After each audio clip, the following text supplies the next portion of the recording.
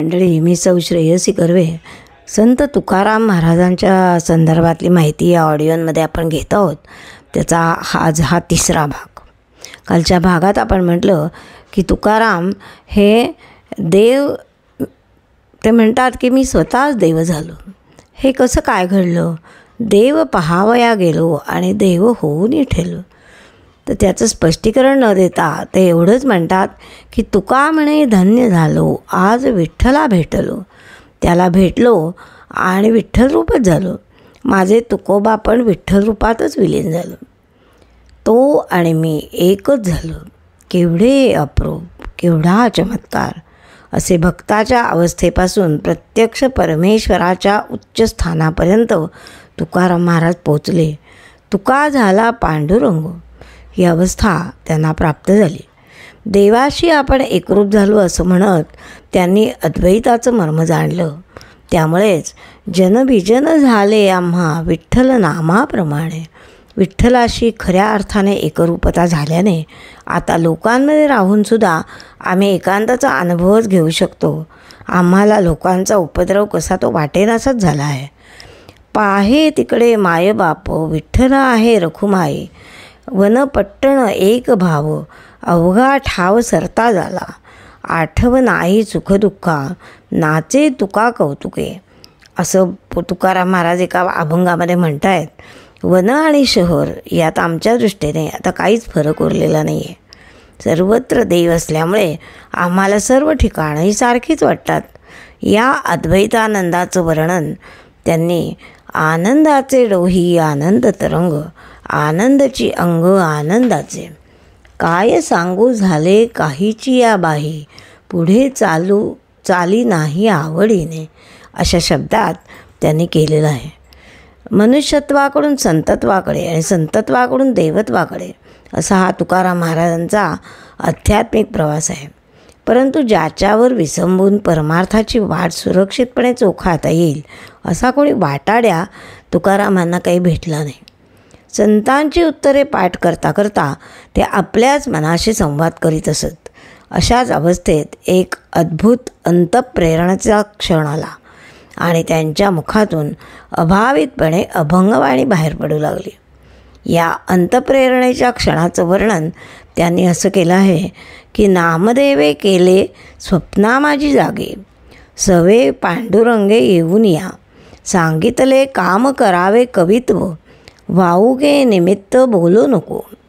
नामदेवांकडून कवित्वाचा स्वप्नदृष्टांत झाल्यानंतर तुकारामांनी विनम्र वृत्तीने अभंग रचायला सुरुवात केली. तुकारामांना कवित्वाची प्रेरणा जशी स्वप्नात मिळाली तसाच गुरुपदेशसुद्धा स्वप्नातच मिळाला. चैतन्य परंपरेतील बाबाजी चैतन्य नामक सत्पुरुषाने माघ शुद्ध दशमी गुरुवार शके 1561 रोजी तुकारामांना स्वप्नात उपदेश केला. पूर्वीपासूनच त्यांच्या आवडीचा असलेला रामकृष्ण हरी हाच मंत्र त्यांनी तुकोबांना दिला. त्यामुळे त्यांच्या मनाला अतिशय समाधान झालं. त्यांचं सगळं जीवनच उजळून निघालं, आनंदमय झालं. आता त्यांना स्वतःसाठी असं काहीच करायचं नव्हतं. तुका म्हणे आता उरलो उपकार पुरता. असे या अवस्थेत तुकाराम महाराज म्हणतात. अशी सिद्धावस्था प्राप्त झाल्यानंतर तुकोबांनी लोकांच्या मनातील अविवेकाची काजळी झटकण्यासाठी लोकांना नाना प्रकारे उपदेश केला. बुडतीये जन देखवे ना डोळा अशी त्यांची तळमळ अनेकदा त्यांनी व्यक्त केली. आणि या तळमळीतूनच कधी मातेच्या ममतेने, कधी पित्याच्या कठोरतेने लोकांना सावरण्याचा प्रयत्न त्यांनी केला. पाखंड खंडनाच्या बाबतीत मात्र त्यांच्या शब्दांना शस्त्रांची धार असलेली आपल्याला दिसते. मेणाहून मऊ असा हा विष्णुदास पाखंड खंडनाच्या प्रसंगी वज्राहून कठोर बनलेला आपल्याला दिसतो. तुका म्हणे माझे हेची सर्व सुख, पाहीन श्रीमुख आवडीने. या तुकारामांचा हा असा संकल्प. तुकोबांनी फक्त विठ्ठलभक्ती केली असं नाही, तर त्यांनी समाज जागृतीचं फार मोठं कार्य केलं.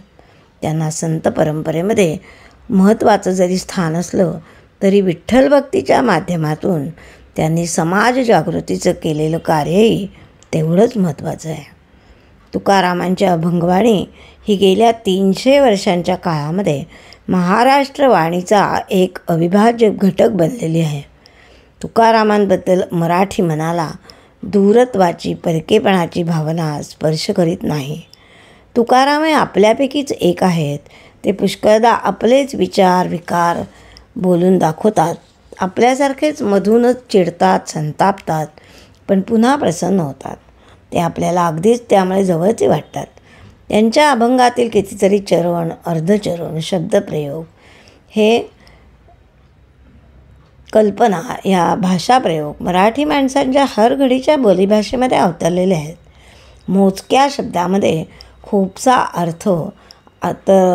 अर्थच नाही तर विश्वव्यापक असा अनुभव व्यक्त करण्याची शक्ती त्यांच्या वाणीमध्ये आहे.